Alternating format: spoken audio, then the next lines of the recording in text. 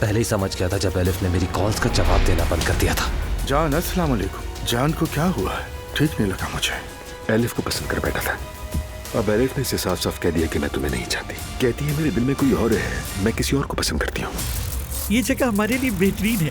बिल्कुल। मुझे खाना बनाने का बहुत शौक है।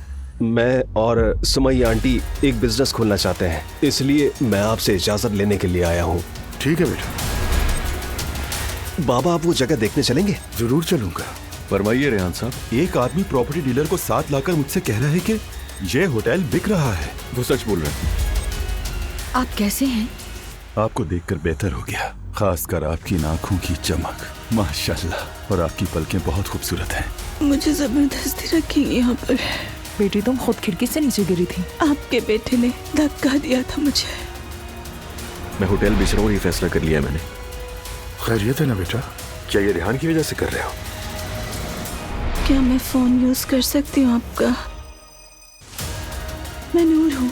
मैं नेशनल हॉस्पिटल के रूम नंबर 207 में हूँ। किसी न किसी तरह मुझे यहाँ से निकालो। ये क्या कह रहे हो तुम? मैं काफी अरसे से खुद से लड़ रहा हूँ।